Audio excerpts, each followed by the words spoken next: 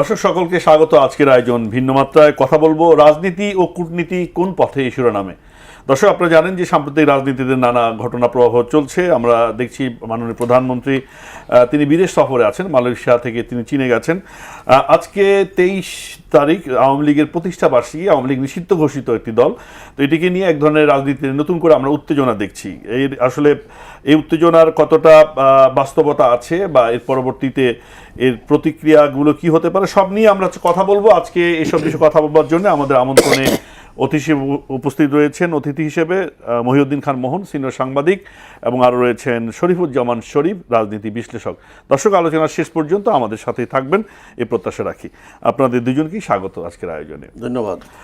শুরু করতে চাই মহিউদ্দিন খান মোহন আপনাকে দিয়ে, যে প্রথমে আমরা প্রধানমন্ত্রীর যে বিদেশ সফর সেইগুলো নিয়ে আমরা কথা বলবো পরে, কিন্তু তার আগে একেবারে টক অফ দ্য টাউন যেটা বলা যায়, যে গত কয়েকদিন থেকেই আমরা সংবাদ শিরোনাম হতে দেখছি বিশেষ করে সোশ্যাল মিডিয়ায়, যে আজকে 23 জুন আওয়ামী লীগের প্রতিষ্ঠা বার্ষিকী, কিন্তু আওয়ামী লীগ বাংলাদেশে বর্তমানে নিষিদ্ধ ঘোষিত একটি সংগঠন। প্রতিষ্ঠা বার্ষিকী উপলক্ষে আওয়ামী লীগ মিছিল মিটিং করবে, শোডাউন করবে, এবং অপরপক্ষে পুলিশ এবং সরকারের পক্ষ থেকে ধারণা করা হচ্ছিল যে অরাজকতা হবে, নাশকতা হবে, ফলে জননিরাপত্তার জন্য কতগুলো পদক্ষেপ আমরা দেখলাম। যে এই পদক্ষেপের মধ্যে একটা গুরুতর পদক্ষেপ হচ্ছে যে 5টি জেলায় সেনাবাহিনী ম্যাজিস্ট্রেসি পাওয়ার দিয়ে সেনাবাহিনীকে নামানো হয়েছে। তো এই পরিস্থিতিতে সেনাবাহিনীর মাঠে গ্রেপ্তারের ঘটনাগুলো ঘটেছে। এটাকে কীভাবে দেখছেন, যে কোনো একটি দলের রাজনীতিকে কি এভাবে মোকাবেলা করা যায়? এটা কি স্বাভাবিক ঘটনা নাকি এটা অস্বাভাবিক ঘটনা বলে মনে করেন, বা আপনি কি মনে করছেন? ধন্যবাদ। আসলে আমি কথা বললে বলবো যে হাজী সাহেবের মুখ খারাপ, তীব্র ভাষায় বলে। সরকারের রণপ্রস্তুতি দেখে ছেলেবেলার কথা মনে পড়লো আমার। আমরা তো খেলাধুলা করে সন্ধ্যার পরে বাড়ি ফিরতাম না, অনেক সময় অন্ধকার হয়ে যেত। আমরা জোরে জোরে চিৎকার করতে করতে আসতাম, গান গাইতে গাইতে, ভয় তাড়ানোর জন্য। আমার কেন যেন মনে হলো সরকার অথবা সরকারের প্রশাসন ভীত সন্ত্রস্ত আওয়ামী লীগের এই কাগুজে হুমকিতে, ফেসবুক ইউটিউবে তারা যে বলছে 23 তারিখে তারা একটা অনেক বিশাল কিছু করে ফেলবে, লাখ লাখ লোকের গ্যাদারিং করবে, এটা বোধহয় ভয় পেয়ে গেছে। না হলে সেনাবাহিনীকে কল করার কোনো মানে নাই, অর্থ নাই। এমন কোনো সিচুয়েশন দেশে বিরাজ করছে না যে সেনাবাহিনীকে নামাতে হবে। কারণ বিডিআর মানে বিজেপিকে নামানোর প্রয়োজন বোধ করে নাই কেউ, একে খোঁজ সেনাবাহিনীকে নামাতে হলো। কি এমন পরিস্থিতি? এর দ্বারা প্রশাসনের অভ্যন্তরে ঘাপটি মেরে থাকা এই সরকারের শত্রুরা কি দেখাতে চাইলো জনগণকে এবং বিশ্বকে, সেটা কিন্তু একটা বড় প্রশ্ন। কি দেখাতে চাইলো? আমি একটা কথা বলি, আমি আবার একটু গোড়ার দিকে যাই। 23 জুন এটা কিন্তু একটা বিশেষ দিন। আপনি যদি একেবারে গোড়ায় যান আমাদের ইতিহাসের, 23 জুন আমাদের পরাজয়ের দিন। 1757 সালে পলাশীর প্রান্তরে যে যুদ্ধ হয়েছিল নবাব সিরাজের সাথে ইংরেজদের, সেখানে শোচনীয়ভাবে ষড়যন্ত্র, বিশ্বাসঘাতকতার কারণে নবাব সিরাজ পরাজয় বরণ করেছিলেন। আবার প্রায় 200 বছর পরে এই 23 জুন একটা রাজনৈতিক দলের জন্ম হয়েছিল। জন্ম দিয়েছিলেন কে? এই উপমহাদেশের প্রখ্যাত রাজনীতিবিদ, যিনি গণমানুষের রাজনীতি করতেন, মুসলিম জননেতা মৌলানা আব্দুল হামিদ খান ভাসানী। ফলে এই দিনটা একটা বিশেষ দিন। আওয়ামী লীগের পরবর্তী কর্মকাণ্ড আমাদের অনেকের কাছেই অপছন্দনীয়, আমরা বিরোধিতা করেছি, এবং আমি নিজে কখনো আওয়ামী লীগের রাজনীতি করি নাই। তা সত্ত্বেও বাংলাদেশের মানুষের মানে বাঙালির রাজনৈতিক জাগরণের জন্য আওয়ামী লীগের ভূমিকা কিন্তু বিরাট ছিল। এই মুহূর্তে আমি একটা কথা বলতে চাই। আমি আওয়ামী লীগের বিরোধী শিবিরের লোক। আপনার এখানেও অনেকবার আওয়ামী লীগের লোকজনের সাথে আমার ফাইট হয়েছে, মানে কথার ফাইট হয়েছে। আমি আওয়ামী লীগ নামের দলটার কাছে বিফোর 75 আমি কৃতজ্ঞ থাকতে চাই এই জন্য যে বাংলাদেশের মুক্তিযুদ্ধের নেতৃত্ব দিয়েছে এই দলটি। এই প্রসঙ্গে আমি একটা উদাহরণ হিসেবে উল্লেখ করতে চাই। নুরে আলম সিদ্দিকী, স্বাধীনতার সেই নিউক্লিয়াসের একজন। নুরে আলম সিদ্দিকী তার একাধিক টক শোতে এবং লেখায় উনি বলতেন যে আমি মিস্টার মোহাম্মদ আলী জিন্নাকে সেলুট করি। জিন্নার বিরুদ্ধে কিন্তু তারা আন্দোলনও করেছেন, ভাষা আন্দোলন করেছেন। সেলুট করি কেন? মোহাম্মদ আলী জিন্নাহ যদি দ্বিজাতি তত্ত্বের ভিত্তিতে পাকিস্তান সৃষ্টি না করতেন তাহলে আমরা এই পূর্ব পাকিস্তান পেতাম না, যেটা পরবর্তীতে বাংলাদেশ হয়েছে। সুতরাং জিন্নার প্রতি আমাদের কৃতজ্ঞতা থাকা উচিত ইতিহাসের নিরিখে। ইতিহাসের তো একটা ধারাবাহিকতা আছে, আপনাকে অস্বীকার করতে পারবেন না। তেমনি 47 সালে পাকিস্তান সৃষ্টির পরে মজলুম জননেতা মৌলানা আব্দুল হামিদ খান বাসানির নেতৃত্বে যে আওয়ামী মুসলিম লীগের জন্ম হয়, সেটা ছিল এদেশের মানুষের স্বাধিকার আন্দোলনের বীজ বপন। এবং সেই ধারাবাহিকতায় পরবর্তীতে ভাষা আন্দোলন হয়েছে, ছাত্র আন্দোলন হয়েছে এবং অবশেষে মুক্তিযুদ্ধ হয়েছে। 6 দফা এবং সেই মুক্তিযুদ্ধের নেতৃত্বটা কিন্তু দল হিসাবে আওয়ামী লীগ দিয়েছে। অন্যান্য রাজনৈতিক দল অংশগ্রহণ করছে, কমিউনিস্ট পার্টি অংশগ্রহণ করেছে, ভাসানী ন্যাপ অংশগ্রহণ করেছে, কিন্তু মূল নেতৃত্বটা আওয়ামী লীগ দিয়েছে, এটা অস্বীকার করা যাবে না। কিন্তু স্বাধীনতার পরবর্তী সময়ে এই আওয়ামী লীগের যে আচরণ বা তাদের যে ভূমিকা, সেটা বাংলাদেশের মানুষের যে চেতনা, তাদের যে আকাঙ্ক্ষা, সেটা সম্পূর্ণ বিপরীত দিকে গিয়ে দাঁড়িয়েছে। কারণ বাংলাদেশের মানুষ ভাত চায় না, সরকারের কাছে কাপড় চায় না, গণতন্ত্র চায়। সেই গণতন্ত্রটাকে হত্যা করেছিল আওয়ামী লীগ, এবং সেটা নির্মম সত্য হলো এবং সেটা বেদনাদায়ক বিষয় হলো, যিনি গণতন্ত্রের জন্য আজীবন লড়াই করেছেন সেই বঙ্গবন্ধু শেখ মুজিবুর রহমানের হাতেই বাংলাদেশের গণতন্ত্র প্রথম নিহত হলো। এই প্রেক্ষাপটে আওয়ামী লীগের শত্রু বাংলাদেশে একদল মানুষ হয়ে গেছে। তারপরে তার যিনি উত্তরসূরি হয়েছিলেন শেখ হাসিনা, সেটা কি 75-এর প্রেক্ষাপটে, 71-এর প্রেক্ষাপটে শত্রু হয়েছে কিনা? না, 71 না, 71-এ যারা রাজনৈতিকভাবে পাকিস্তানের আমি পক্ষে বলি, ছিল। আপনি প্রশ্নটি পরে করেন, আবার করা যাবে, শেষ করিনি। দেখেন, সেই যে আওয়ামী লীগের বিপক্ষ দল হয়ে গেল স্বাধীনতার পরে, তাদেরকে জুলুম নির্যাতন করলো, রক্ষী বাহিনী সৃষ্টি হলো, এই যে মানুষের মধ্যে আওয়ামী লীগের বিরোধী একটা মনোভাব কিন্তু দানা বেঁধে উঠলো এবং ছোট করছে। তার শেষ পরিণতিতে চূড়ান্ত পর্যায়ে নিয়ে গেলেন বঙ্গবন্ধুর কন্যা শেখ হাসিনা। এমন জুলুম নির্যাতন করলেন, গণতন্ত্রকে এমনভাবে পায়ে পিষে মারলেন, বাংলাদেশের মানুষ তাকে বলা যায় একদম, মানে যদি আমি খাঁটি বাংলায় বলি, সেরা তেনার মতো ছুঁড়ে ফেলে দিয়েছে বাংলাদেশের রাজনৈতিক অঙ্গন থেকে। এটাই হলো এই 23শে জুনের বর্তমানে তাৎপর্য আমার দৃষ্টিতে। এবং আমি মনে করি যে এই যে রণসজ্জা সরকার নিয়েছে, এটার কোনো প্রয়োজন ছিল না। কারণ আওয়ামী লীগ এখনো প্রাসঙ্গিক না, শরীফ স্বীকার করে। মোহন ভাই আসবো, দাঁড়ানোর কোনো শক্তি এখন নাই। মোহন ভাই আসবো, আওয়ামী লীগের দাঁড়ানোর শক্তি আছে কিনা সেটি নিয়ে বিতর্ক চলছে। আপনি বলেছেন যে শক্তি নেই, না থাকলে কেন শক্তি নেই বলে মনে করছেন? শরীফ, এই প্রশ্নটা দিয়ে আপনাকে শুরু করতে চাই যে সেরা তেনার মতো জনগণ 24-এর পর আওয়ামী লীগকে ফেলে দিয়েছে, আওয়ামী লীগের দাঁড়ানোর মতো শক্তি নাই, বাংলাদেশের রাজনীতিতে আওয়ামী লীগ এখন প্রাসঙ্গিক নয়, এই কথাগুলো আমরা শুনছি। আপনার মতামত কি? ধন্যবাদ আপনাকে, ধন্যবাদ সাথের আলোচক এবং দর্শক শ্রোতাদেরকে। আওয়ামী লীগ একটা বড় দল, সেটি মোহন ভাই বলেছেন। বাংলাদেশে আওয়ামী লীগের একটা গৌরবোজ্জ্বল হিস্টোরি আছে, কন্ট্রিবিউশন আছে, আওয়ামী লীগের হাতে রক্ত আছে, আওয়ামী লীগের সমালোচনা করার জন্য অনেকগুলো জায়গা আছে। আবার ইতিহাসের ট্রাজিক হিরো হিসাবে আওয়ামী লীগ কখনো কখনো এসেছে। আওয়ামী লীগ নিষিদ্ধ না, আওয়ামী লীগের কার্যক্রম নিষিদ্ধ একটা রাজনৈতিক দল।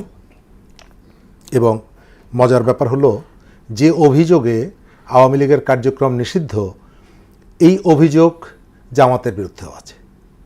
আপনার 1800, 900 জুলাই হত্যাকাণ্ড, তার থেকে জামাতের বিরুদ্ধে অভিযোগ অনেক বেশি। কিন্তু সেই জামাত বড় গলা উঁচিয়ে বলে যে আওয়ামী লীগকে কখনো ক্ষমা করা যাবে না। কেন? কারণ স্টিয়ারিংয়ে তারা বসে আছে। আওয়ামী লীগের একটা বড় সমর্থক গোষ্ঠী আছে, তাদের একটা ভোট ব্যাংক আছে। এবং আমার যেটা ধারণা, ব্যক্তিগত ধারণা, যে আওয়ামী লীগের যে সমর্থক গোষ্ঠী, অভ্যুত্থানের ভেতর থেকে তারা পরাজিত হয়েছে, পালিয়েছে, অভ্যুত্থান দমন করার জন্য তারা নিষ্ঠুর আচরণ করেছে, তাদের নেতারা বিলাসবহুল জীবনযাপন করেছে, এবং এমন কোনো ধরনের অপরাধ নাই একটা অংশ যে অপরাধগুলো করে নেই। তারপরেও আওয়ামী লীগের যে নেতাকর্মীরা, তারা আওয়ামী লীগ ছাড়েনি। কেন? আমাদের এখানে আসলে রাজনৈতিক যে ভুলগুলো কেউ স্বীকার করে না। আওয়ামী লীগও যেমনি করছে না, জামাতও করছে না, বিএনপির সময় যে ভুল ত্রুটি ছিল, জাতীয় পার্টির সময় ছিল, কেউ স্বীকার করে না। কিন্তু আওয়ামী লীগ ত্যাগ করেছে একটি অংশ, যে অংশটা আওয়ামী লীগকে ক্ষমতায় দেখার পর এসেছিল সুযোগ সুবিধার জন্য। আওয়ামী লীগ হয়ে গিয়েছিল যে অংশটা, তারা আওয়ামী লীগ ছেড়ে চলে গেছে। ওই যে সাদিক কায়েম থেকে শুরু করে এই ধরনের যারা বিভিন্ন জায়গায় আছে, আওয়ামী লীগের বলে যে লুঙ্গির নিচে ছিল, জামার পকেটে ছিল তারা। কিন্তু আওয়ামী লীগের নেতা কর্মীরা তারা এক ধরনের মরণ কামড় দিয়ে আছে, তারা জেলে যাচ্ছে, তারা নানা রকমের সংকট মোকাবেলা করছে। এই মরণ কামড় দেওয়ার মানে শক্তিটা তারা কোথা থেকে পেলো? মানে এটা কি তাদের এক ধরনের ডগমা, মানে ভুল রাজনীতি, নাকি তাদের? না, তাদের একটা হিস্টোরির একটা অংশ, তাদের একটা জীবন কাঠি আছে, তার নাম হচ্ছে শেখ মুজিবুর রহমান। আপনি শেখ মুজিবকে যতই আসামি বানাতে চান, তাকে অনেক রকমের বিষোদ্গার করেন না কেন, ভিলেন বানাতে চান, শেখ মুজিবের মূল্যায়ন এক শব্দে করেছে পাকিস্তানের যে এখন প্রধানমন্ত্রী আছেন তিনি। 5 আগস্টের পর যখন ধানমন্ডিতে আগুন দেওয়া হয়, তখন তিনি বলেছিলেন পাকিস্তান ভাঙ্গার পরিণতি ভোগ করছে শেখ মুজিব। মনে পড়ে? এক কথার ভেতর থেকে শেখ মুজিবের ভূমিকাটা, সে কি ধরনের, পুরোটাই ইতিহাসে তার ভূমিকা কি এটি স্পষ্ট হয়ে গেছে। এখন আওয়ামী লীগের যে কর্মীরা, এর মধ্যে সুবিধাভোগী কিছু আছে, আবার দলকে জেনুইন ভালোবাসে এরকমের আছে, যাদের কাছে আপনি হাজারবার বলেন যে আওয়ামী লীগের এই যে দোষ, বাংলাদেশের ভোটাধিকার কেড়ে নিয়েছে, টাকা পাচার করেছে, এগুলো তারা কোনো কিছু, তার মানে এক ধরনের অগ্নি পরীক্ষা দিচ্ছে আওয়ামী লীগ, মানে অগ্নি পরীক্ষার মুখে আওয়ামী লীগ, যে সূচি এখন ও আগুনে পুড়ে সূচি হয়ে যাচ্ছে ওই পর্যন্ত। কিন্তু আওয়ামী লীগের চ্যালেঞ্জ আছে। চ্যালেঞ্জ কি? আপনি হাজার হাজার লক্ষ লক্ষ নেতা কর্মী ভোটার এগুলো আছে, আবার গণ অভ্যুত্থানের ভেতর থেকে একটা রাজনৈতিক দল যখন দেশ থেকে পালিয়ে যায়, এত স্বল্প সময়ের মধ্যে সে ব্যাক করতে পারে না। আপনার যত ধরনের সাপোর্ট থাকুক না কেন, গত 1.5 বছরে মানুষের শাসন ব্যবস্থা পরিবর্তনের স্বপ্ন ভঙ্গ হওয়ার পর সাধারণ মানুষের কেউ কেউ আওয়ামী লীগের প্রতি একটা সমর্থন দিয়েছে, আগে ভালো ছিলাম, কিন্তু ওই অংশটা এখন যদি আপনি বলেন রাস্তায় নামবে না। এবং এটি আপনি দেখেন যে যেখানে আওয়ামী লীগের 2 লক্ষ ভোট পায়, সেখানে মিছিল হচ্ছে 35 জনের, সেখানে তো মিছিল আরও বেশি হওয়ার কথা। তার ওইখানে ফাইটার কি মাত্র 35 জন, 40 জন? নিশ্চয়ই না। তার অর্থ হচ্ছে যে সেও একটা স্ট্রাকচারের মধ্যে আটকে পড়েছে। আর একটা জায়গা হচ্ছে যে আমাদের এখানে জিও পলিটিক্স একটা ইম্পর্টেন্ট বিষয়। সরি, জিও পলিটিক্সের জায়গাটা আমরা পরে আসবো, কিন্তু আমি যে প্রশ্ন, আওয়ামী লীগ কতটা প্রাসঙ্গিক, মানে পুড়ে গেছে কিনা, এই জায়গাটা আওয়ামী লীগ যে নিশ্চিহ্ন হয়ে গেছে, আওয়ামী লীগ যে ফেরত আসবে না, কারণ আওয়ামী লীগ আমাদের এখানকার কৃষ্টি বলেন, কালচার বলেন, ইতিহাস বলেন, সেখানে তার একটা অংশীদারিত্ব আছে। সেটাকে আমি নানা জায়গার থেকে সমালোচনা করতে পারি, সমালোচনা করার অনেক যৌক্তিকতাও আছে, কিন্তু তাকে আপনি এখান থেকে এখন পর্যন্ত লাল কার্ড দেখাতে পারেননি। কেন পারেননি? এই কারণে আপনি পুরনো বন্দোবস্ত বলে আওয়ামী লীগকে আমরা যে তাড়িয়ে দিলাম, আওয়ামী লীগকে বিদায় করলাম, সে পালিয়ে যেতে বাধ্য হলো, তার নেতারা জেলে ইত্যাদি ইত্যাদি সব কিছুই আছে, কিন্তু এর বিপরীতে যে নতুন রাজনীতি, সেই নতুন রাজনীতিকে আপনি তৈরি করতে পেরেছেন? আপনার এখান থেকে 15 বছরে প্রচুর টাকা বিদেশে পাচার হয়েছে সত্য, কিন্তু এই যে 1.5 বছরে আবার সুইস ব্যাংকে 41% যে বাড়ে, আপনার যে পুলিশি হেফাজতে মানুষ মারা যায়, আপনি সোশ্যাল মিডিয়ায় কোনো একটা মন্তব্য করলে আপনি গ্রেপ্তার হচ্ছেন, তো এই যে ঘটনাগুলো, এই ঘটনাগুলোই তো আওয়ামী লীগের সময় হয়েছে, এবং সেই কারণে তো মানুষ আওয়ামী লীগকে বিদায় করেছে। কেউ কেউ বলবার চেষ্টা করেন যে সে কেবলমাত্র শেখ হাসিনা দেশে নাই, কিন্তু সবকিছুই দেশে রয়েছে, মানে দুর্নীতি, টাকা পাচার বা এগুলো হয়েছে। যে আসবো সরজমান শরীফ, এই প্রশ্নটা একটু অন্যভাবে আসতে চাই। মহিউদ্দিন খান মোহন, যে আওয়ামী লীগ নিয়ে একটু কথা বলতেই চাই, যে আওয়ামী লীগ অপ্রাসঙ্গিক হয়ে যাচ্ছে বা তেনা মতো এটা পরিত্যক্ত, কিন্তু কি এমন যে আওয়ামী লীগের, মানে যদি এই সরকার বা ভালো রাজনীতি, নতুন পরিবর্তন যদি না হয়, পরিবর্তন যদি না পায় জনগণ, তাহলে প্রাসঙ্গিকতা তৈরি হতে পারে রাজনীতিতে? মানে এই মুহূর্তে প্রাসঙ্গিক নয়, কিন্তু সামনের দিনে হতে পারে। আর তা যদি না হয়, তাহলে আপনি নিজেও বললেন যে আওয়ামী লীগকে ঠেকানোর জন্য এত রণপ্রস্তুতি কেন? এটা জুজুর হয়, এটা প্রশাসনের অভ্যন্তরে এই সরকারের ভাবমূর্তি বিনষ্ট করার জন্য যে চক্রটা অবস্থান করছে, তারা এই কাজটা করেছে যাতে পাবলিকের কাছে মনে হয় আওয়ামী লীগ আসতেছে, এটা ভয়ের সৃষ্টি করা। এবং আন্তর্জাতিকভাবে এই সরকারকে একটু হিউমিলেট করা, হেয় প্রতিপন্ন করা, যে দেখো একটা কার্যক্রম নিষিদ্ধ রাজনৈতিক দলকে ঠেকানোর জন্য তারা কামান বন্দুক ট্যাঙ্ক নিয়ে রাস্তায় নেমে গেছে। এটা এই ন্যারেটিভটা প্রচার হবে, আমি করি আর না করি অন্যরা করবে। এখন কথা হলো যে আওয়ামী লীগ, আপনারা বললেন যে শক্তি নাই, আসলে এই মুহূর্তে আওয়ামী লীগের শক্তি নাই, আপনি অস্বীকার করতে পারবেন না। না, আওয়ামী লীগের পক্ষ থেকে যদি না, বিএনপির শক্তি নাই, কেন? সময় বলা হতো আমি যে বলি, বিএনপিকে ঠেকিয়ে শেষ রেখে যে করতে পুলিশ দেন। দিয়ে পুলিশটা মানে সরিয়ে নেওয়া হোক, আমাকে তারপর শেষ- বিএনপি শক্তি আমাকে দেখাবে। শেষ করতে ঠিক দেন। আওয়ামী লীগ তো একই শেষ- কথাই আমি- বলছে বা আমি তাদের শেষ করতে দেন। একই ন্যারেটিভ প্রচার করছে। Let me finish. জনগণ হইল বড় শক্তি রাজনৈতিক দলের, এটা তো স্বীকার করবেন। নিঃসন্দেহে। হ্যাঁ, জনগণ এখন আওয়ামী লীগের পক্ষে নেই, যেটা শরীফ ভাই বললেন যে মাত্র 35 জনের মিছিল হয়, 2 লাখ ভোট পায়, সেখানে 35 জনের মিছিল হয়। মনে তার মানে প্রশ্ন করি, ব্যাপক জনগণ সেখানে আপনি বলেন যে- নাই, তাদের এই যে ব্যাপক জনগণ নাই, সেটি সবচেয়ে ভালো হতো না যদি নির্বাচনে আওয়ামী লীগকে আসতে দেওয়া হতো, তাহলে জনগণ যে ভোট দিত না, বুঝা যেত যে আওয়ামী লীগ জেনোসাইড পরিত্যক্ত। করার পরে নির্বাচনে তাদেরকে সুযোগ দেওয়া হবে, এটা হয়। নেপালে দিতে হয়েছে, পারে। অভ্যুত্থানের পরে নেপালে সেখানে- তো এরকম জেনোসাইড হয় নাই রে ভাই, নেপালের প্রেক্ষাপটটা আলাদা, এভাবে জেনোসাইড হয় নাই, এভাবে নির্বিচারে খুন করে নেই। আরে ভাই, 270 জন মানুষকে হত্যা করা হয়েছে একদিনে হাতিরঝিল এলাকায়, আমি ওই এলাকায় থাকি। আপনি কি মানুষের কাজ? আপনি মনে করেন এই সমস্ত পাপের বিচার হবে না? বিচার কি হচ্ছে? আওয়ামী লীগ দল হিসাবে আসুক ফেরত, আমাদের কোনো আপত্তি নাই, কারোই আপত্তি নাই, রেকটিফাই হোক তারা, এবং এই অপরাধগুলোর বিচার হতে হবে। আমি এই কথা বলবো না ওবায়দুল কাদের আর ওই হাসান মাহমুদের মতো যে বিএনপি আর কখনো আসতে পারবে না ক্ষমতায়, বলে না ওবায়দুল কাদের, কোনোদিনও বিএনপি আর এই ক্ষমতায় আসতে পারবে না। এখন ওবায়দুল কাদের সাহেব কই, দেখে যাক, জি, আওয়ামী লীগ দেখে যাক আওয়ামী যে লীগ বিএনপি পালায় না। ক্ষমতা, আওয়ামী লীগ পালায় না। আমি সেভাবে বলবো না, কারণ আমি কোনো রাজনৈতিক দলের প্রতিনিধিত্ব করি না।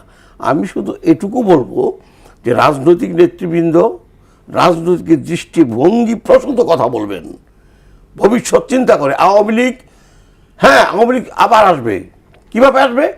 বিএনপি যদি শেখ হাসিনার সরকারের সাথে জঘন্যতম অপরাধ করে এবং করতেই থাকে, ওই সুযোগে আওয়ামী লীগ আবার পুনরুত্থান ঘটবে। আর বিএনপি যদি, এই বিএনপি সরকার আর কি, যদি ভালো কাজ করে, তখন পাবলিক মনে করবে না এই সরকার তো ঠিক আছে, তারা এই সরকারে তাড়াবো কেন, আমরা তাড়াবো কেন, তাড়ানোর দরকার নাই তো। সুতরাং বিএনপি আসলে কঠিন পরীক্ষা। আপনি বললেন না যে আওয়ামী লীগ অগ্নি পরীক্ষার মধ্যে দিয়ে যাচ্ছে, নো, বিএনপি অগ্নি পরীক্ষার মধ্য দিয়ে যাচ্ছে, কারণ তাদেরকে পরীক্ষা দিতে হচ্ছে তারা আওয়ামী লীগের চাইতে বেটার সরকার চালাবে, জনগণকে ভালো রাখবে, এই পরীক্ষা তাদের দিতে হচ্ছে। এবং এই পরীক্ষায় যদি উত্তীর্ণ হতে পারে, তাহলে ভবিষ্যতে তাদের উজ্জ্বল একটা সম্ভাবনা কাজ করবে এবং সেটা তারা ফল তারা পাবে। আর যদি আওয়ামী লীগের মতো একই কাজ বিএনপি করে, তাহলে তো পাবলিক বিতশ্রদ্ধ হয়ে কি করবে এটা কেউ বলতে পারে না, আমিও জানি না। কোথায় যাবে তখন এই জনগণ, কোথায় যাবে?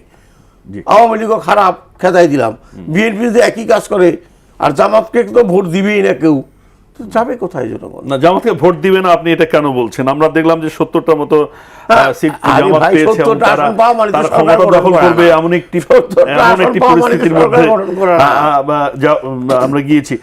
মোহন ভাই আসবো, শরীফুজ্জামান শরীফ, আপনার কাছে যে প্রশ্নটি হচ্ছে, যেটি হচ্ছে যে বিএনপির ব্যর্থতায় আওয়ামী লীগের প্রাসঙ্গিকতা তৈরি করবে, যেটি বলছেন, এটা আমরা একটা কথা অর্থে নিতে পারি, কিন্তু বাংলাদেশের রাজনীতির যে একটা জটিল আবর্তর মধ্যে আছে, আমরা এখন যে বিএনপির বিরোধী রাজনৈতিক শক্তি হিসেবে জামাত এনসিপিকে দেখছি, তারা এই কিভাবে বিএনপিকে নাস্তানাবুদ করবে বা বিএনপির জন্য রাজনৈতিক চ্যালেঞ্জ তৈরি করবে বলে আপনি মনে করেন? ধন্যবাদ। প্রথমত, এনসিপি নামের যে দলটি, এটার কোনো ফিউচার আমি দেখি না। এটাকে আমি দেখি জামাতের একটা তার একটা অক্সিলারি ফোর্স, এবং তাদের যে সম্ভাবনাটা ছিল সেই সম্ভাবনাটা তারা নষ্ট করেছে। নেপালে গণ অভ্যুত্থানের পরে তরুণরা দল গঠনের অল্প দিনের মধ্যে ক্ষমতায় বসেছে, আর আমাদের এখানের যে তরুণরা সামনে ছিল তাদেরকে মানুষ চোর হিসাবে চেনে। তাদের অনেস্টি নিয়ে প্রচুর প্রশ্ন আছে, তাদের ডেডিকেশন নিয়ে প্রশ্ন আছে। তারা আসলে ভাড়ায় খাটে বলে একটা অভিযোগ আছে। সুতরাং এই ধরনের একটা ফোর্স, এবং আপনি গত ভোটের পর থেকে এই পর্যন্ত আপনি কি তাদের কোনো ধরনের অ্যাক্টিভিটি দেখেন? একে মারবো, তাকে ধরবো, তাকে খেয়ে ফেলবো, তাকে মেরে ফেলবো, এক। দ্বিতীয়ত হচ্ছে তাদের বিরুদ্ধে বিস্তর সব অভিযোগ।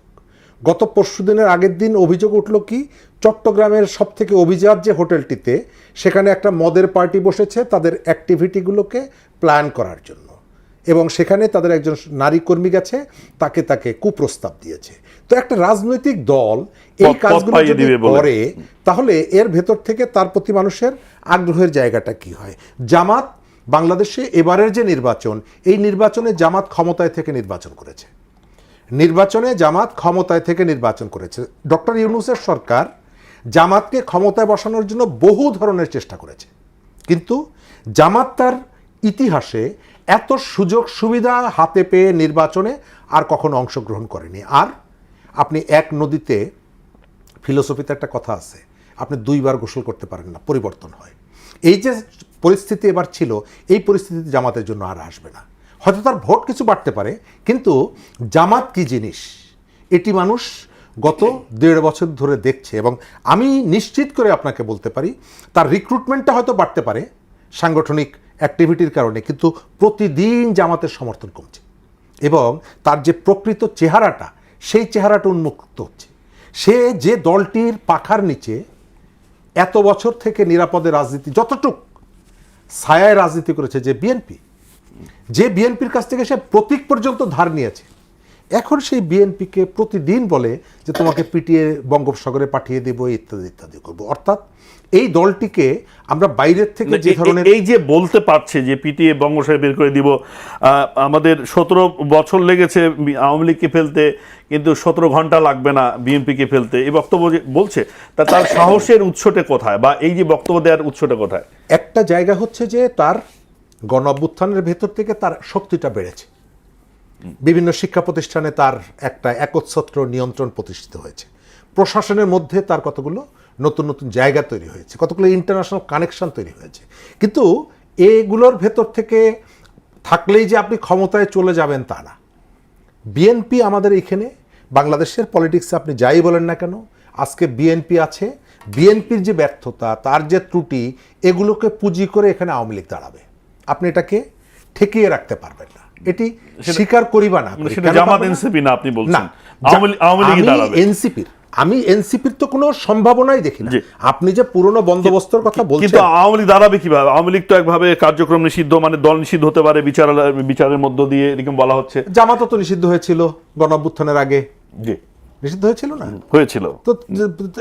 গণ অভ্যুত্থানে তো একটা বড় শক্তি দেখিয়েছে তারা, পট পরিবর্তন হয়েছে। কূটনৈতিক ওই জায়গাটা আমরা যাব, কিন্তু এই আমরা বলছি যে আওয়ামী লীগের পরাজয়, তার পতন, বা আবার যে ফিরে আসার নানা রকম আলোচনাগুলো চলছে, এখানে কিন্তু অনেক রকম আলোচনা আসছে যে বর্তমানে যে সরকার, বা এর আগে ইউনূস সরকারের আমলে বাংলাদেশের রাজনীতিতে বিদেশিদের এক ধরনের সরাসরি কর্তৃত্ব প্রতিষ্ঠা হয়েছে, আমেরিকার সাথে বাণিজ্য চুক্তি করা হয়েছে, স্যাটিসফাই করতে হচ্ছে পরাশক্তিগুলোকে, এবং তাদের এই তারেক রহমান যখন দেশে আসছেন, তার আসতে পারছেন না, বাধা আছে, তার একক ইচ্ছার উপর নির্ভর না, আবার সেটা সরিয়ে গেল, তিনি এসে প্রধানমন্ত্রী হলেন, নির্বাচনের মধ্য দিয়ে জনগণ নির্বাচিত করেছে।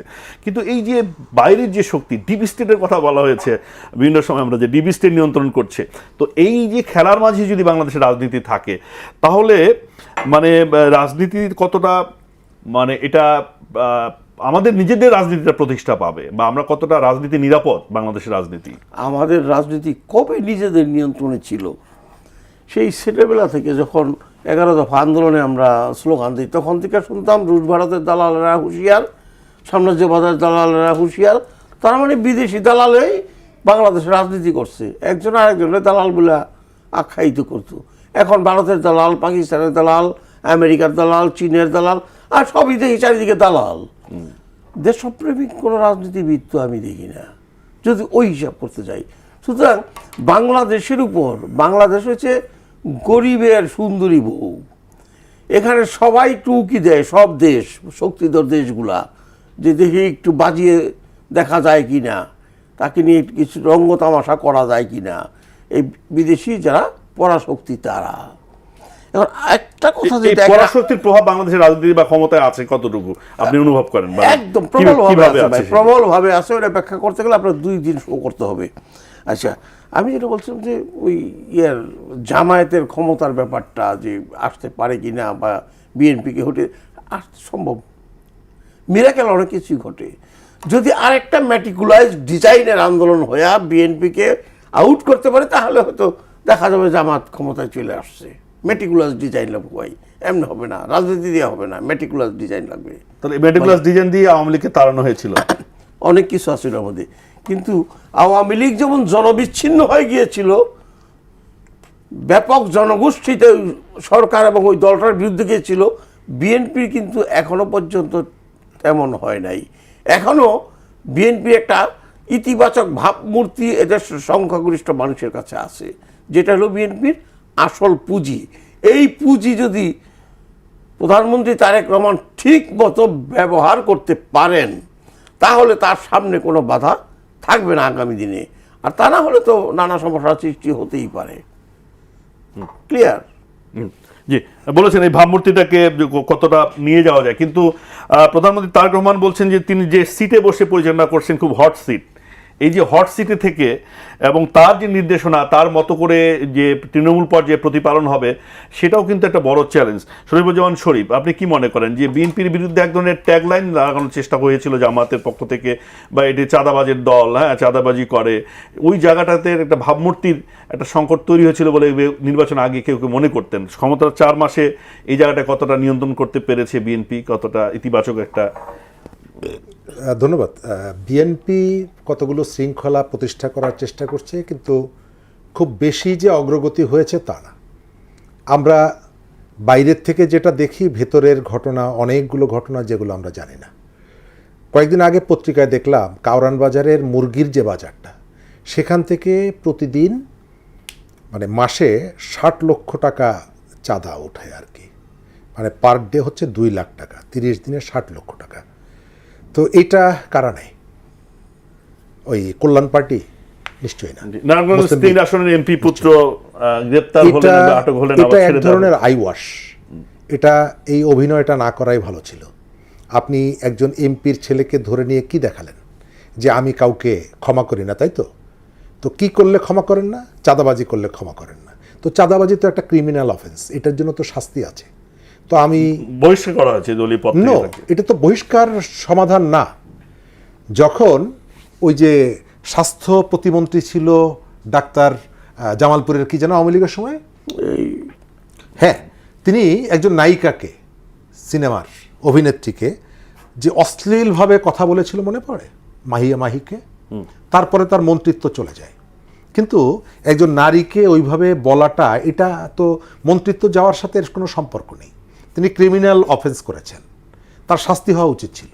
তো তখন আমরা এটা সমালোচনা করেছি, আমরা বলেছি যে একই ঘটনায় আপনি ব্যারিস্টার মইনুল হোসেনকে গ্রেপ্তার করেছিলেন, মনে পড়ে? মাসুদা ভাট্টির সাথে টেলিভিশনের সেম ঘটনাটা ওই যে স্বাস্থ্য প্রতিমন্ত্রী সে করেছিল, তো তাকে আপনি ধরেননি। আজকে এই যে এমপির ছেলে যে অপরাধটা করেছে, এটা তো বহিষ্কারের অপরাধ না, এটা তো আপনার রাজনৈতিক সিদ্ধান্ত। কিন্তু সে যে অপরাধটা করেছে তার সাথে প্রশাসন জড়িত, প্রশাসনিক ব্যবস্থা আছে। প্রশাসন গ্রেপ্তার করেছিল, প্রশাসন গ্রেপ্তার করেছিল, আপনি ছেড়ে দিয়েছেন। আপনি কালকে মুচলেকা নিয়ে ছেড়ে দিয়েছেন। তো সাধারণ যদি যার বাবা এমপি না, এই ধরনের কেউ চাঁদাবাজি করে ধরা পড়লে আপনি কি তাকে মুচলেকা নিয়ে ছেড়ে দেবেন? নিশ্চয়ই দেবেন না। তার অর্থ হলো যে আইনের প্রয়োগটা যথার্থভাবে হচ্ছে না, কেস টু কেস এটা ভ্যারি করছে। আমি এক জায়গায়, তুমি এক জায়গায়, আমার ক্ষমতাটা আমি দেখাচ্ছি, তোমার ক্ষমতাটা।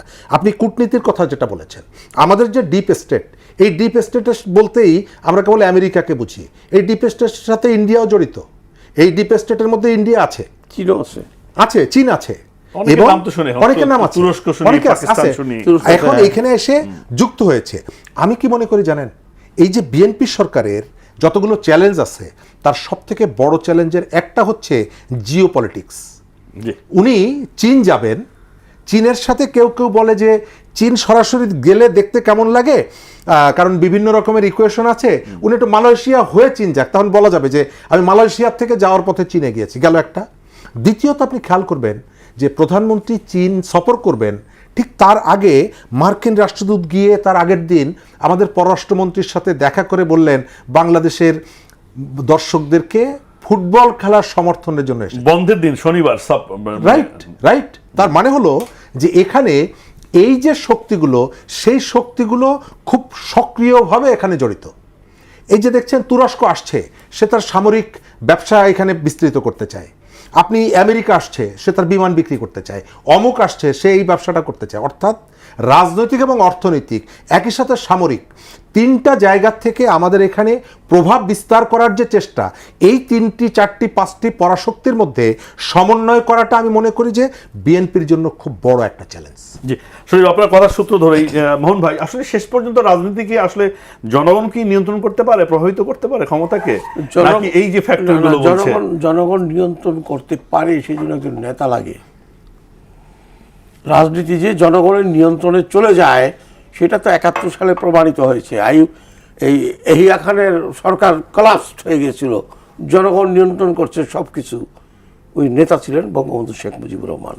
এটা লাগে। আপনার 90 সালে এরশাদের বিরুদ্ধে সমস্ত প্রশাসনিক কলাপস, নেতৃত্ব থেকে খালেদা জিয়া, শেখ হাসিনা। রাজনীতি জনগণ নিয়ন্ত্রণ করে, সবসময় করে। জনগণ হল রাজনীতির বড় নিয়ামক শক্তি। সেটাকে কাজে লাগানোর জন্য সঠিক নেতৃত্ব প্রয়োজন, সঠিক নেতৃত্ব যিনি পারেন। ওরকম নেতৃত্ব না থাকলে ওই নিয়ন্ত্রণ বিদেশের হাতে চলে যেতে পারে, অন্য কোনো শক্তির হাতে চলে যেতে পারে। এখন কথা হলো যে আপনি যে প্রশ্নটা করেছেন, যে প্রসঙ্গটা, ওই যে একজন এমপির ছেলে গ্রেপ্তার হলো আবার ছেড়ে দিল। ভাই, ওই ছেলেটার তো কোনো দোষ দেখি না আমি। ও তো এইটা ছোট থেকে দেখে বড় হয়েছে। যে দেশে একজন সংসদ সদস্যের নাম হয়, ডাক নাম বালু মান্নান, সে দেশে একজন এমপির ছেলে তো গ্রেপ্তার হতে পারে চাঁদাবাজির জন্য। বালু মান্নান তার ডাক নাম, ভালো নাম বালু মান্নান। তার মানে সে বালু, নদীর বালু লুট করে বিক্রি করতে, যেন নাম হয়েছে বালু মান্নান। যেমন মুরগি মিলন ছিল, সিরা আকবর, মাসুদ, এরকম বিলাই মাসুদ, এরকম একটা নাম তারও হয়ে গেছে। সুতরাং এই দেশের যে পলিটিক্যাল কালচার, এটা যদি আপনি ঠিক করতে যান তাহলে আপনাকে গোড়ায় হাত দিতে হবে। কাদেরকে আপনি নেতৃত্বে আনছেন, কাদেরকে, কারা তারা, তাদের ক্যারেক্টারটা কি, তাদের অর্থের উৎস কি, তাদের শক্তির উৎস কি, সেটা বিচার না করে যদি ওই বালু মহালের দখলকারী, ওই ইটের ভাটার দখলকারী, ওই হাট বাজার দখলকারী, তাদেরকে যদি আপনি নেতৃত্বে আনেন, আমি কোনো বিশেষ রাজনৈতিক দলের কথা বলছি না, যদি আনেন যে কোনো রাজনৈতিক দল, তাহলে আপনার রাজনৈতিক সংস্কৃতির উন্নতি হবে না। কিন্তু এই যে দলগুলো গণসংগঠন, গণভিত্তিক রাজনীতি করে, সেই দলগুলোর পক্ষে আসলে এতটা যাচাই বাছাই করা একেবারে পুঙ্খানুপুঙ্খভাবে তৃণমূল পর্যায়ে কতটা সম্ভব? অফকোর্স সম্ভব থাকতে হবে, সম্ভব হতে হবে। এই জন্য তাদের উপরে দেশ এবং জাতির দায়িত্ব। আপনি সঠিক নেতৃত্ব নির্বাচন, আপনি সংসদে এমপি আনবেন যে লেখা পড়া জানে না। 79 জন এমপি নাকি আন্ডার ম্যাট্রিক বর্তমান সংসদে। তো তারা কি সে আইন প্রণয়ন করবে? জনগণই তো নির্বাচন করেছে, আপনি নমিনেশন দিয়েছেন, ভোট তো তারা এক জায়গায় দিবে রে ভাই। উপায় কি? জনগণ তো আপনি ফাঁসায় ফেলাইছেন, ফাইসা গেছি, কি করা যাইব? আপনি দেন কেন নমিনেশন? এই সমস্ত মানে টাট এদের এগুলোকে দিয়ে আপনি সংসদে পাঠান, পবিত্র জায়গায় যেখানে আইন প্রণয়ন হয় দেশের।